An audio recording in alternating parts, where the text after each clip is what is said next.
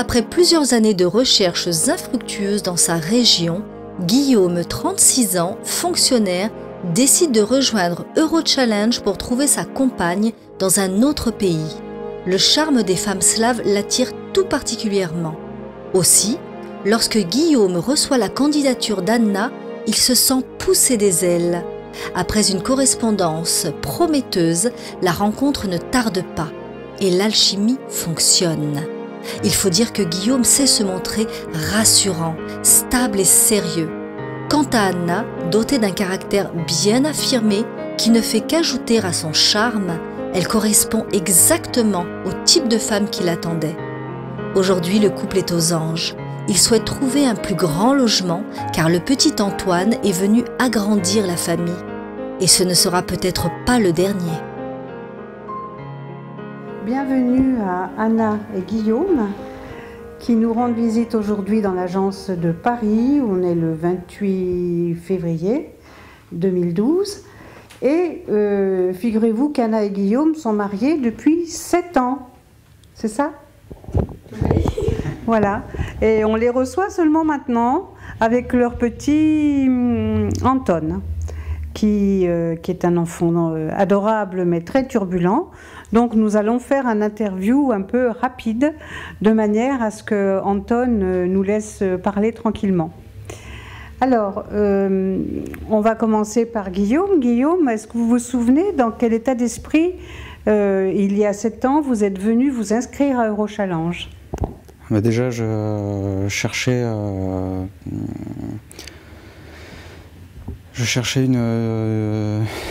une compagne, déjà, dans un premier temps. J'avais un métier qui ne me permettait pas de faire beaucoup de rencontres féminines. J'étais monteur en très haute tension, donc je travaille au réseau de transport d'électricité.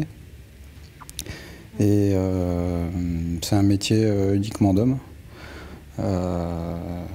Et donc après les rencontres étaient plus compliquées donc il fallait sortir, fallait peut-être trouver une vie qui ne me correspondait pas. Et donc j'ai cherché par d'autres moyens dans Eurochallenge.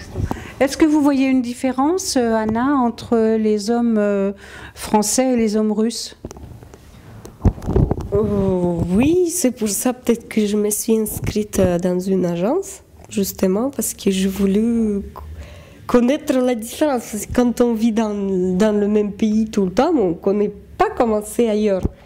Voilà, je voulais savoir comment c'est, parce qu'on n'a que ce qu'on appelle des mythes. Ah oui, les Français c'est comme ça, c'est une baguette sous le bras et tout ça. Les Allemands c'est comme ça, c'est comme ça. Les Américains c'est comme ça. Et justement, quand on ne sort pas du pays en plus, on ne sait pas. Et c'était, comme je commençais un peu à apprendre le français, et du coup, c'était une chance. Je me dis, je vais faire connaissance avec les Français, ils vont me raconter comment ils sont. Donc, et vous aviez appris le français déjà en Russie? Oui, je commençais en Russie parce que j'aimais toujours la langue. C'est commencé par la langue italienne en fait.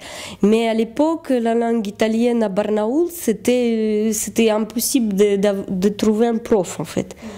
Et du coup, la langue qui est plus proche pour moi, c'était le français, plutôt que l'allemand et l'anglais.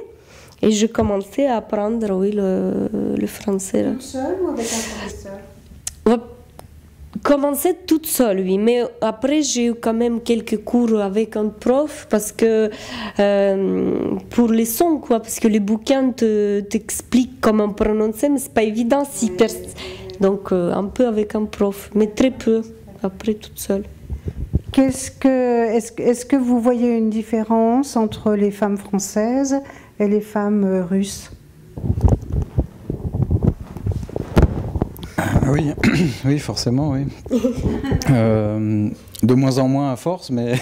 Ah bon? Ouais. Parce que bon, on est quand même humain tout autour de la planète et finalement, c'est vrai qu'on on a beaucoup de similitudes. À force de vivre ensemble, on finit par soit mimer l'un, soit mimer l'autre, et du coup les différences commencent à s'estomper. Ouais. Il y a la chimie qui se fait entre les deux. Au début, bon, il y a, je pense qu'on se fait, comme disait Anna, on a une image toute faite dans la tête, et bon, il y a des barrières qui tombent, donc on s'aperçoit que finalement, il n'y a pas tant de différence que ça. Et puis après, bon, il reste encore une barrière encore à faire tomber au fur et à mesure des années, c'est la langue. Où là, bon, il y a des différences, parfois des difficultés de se comprendre, et puis aussi c'est pas la langue vraiment, c'est la façon de vivre. Parce que moi je comprends tout. Il y a de ça, mais tout, moi. La mentalité est un petit peu différente. Voilà. Pour moi, bon, c'est vrai que oui, c'est grâce à Eurochallenge que je suis là, mais c'est surtout Guillaume qui passait par cette agence. Oui, pour moi c'était important parce que à un moment donné, on est un peu désespéré, il faut dire les mots. Hein. Et du coup, on cherche des solutions, et Eurochallenge a été une solution qui m'a paru peut-être de facilité, mais au moins qui me permettait de trouver quelqu'un qui cherchait aussi. Même 7 ans après, on va vous offrir un cadeau de mariage, qui est donc un week-end en amoureux dans un relais ou château. Avec Antoine, malheureusement. Avec Antoine, si vous voulez. Oui, on ne peut pas le laisser. Donc, vous choisirez ici l'adresse où vous souhaitez vous rendre.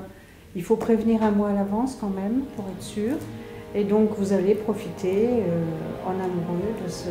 Merci beaucoup.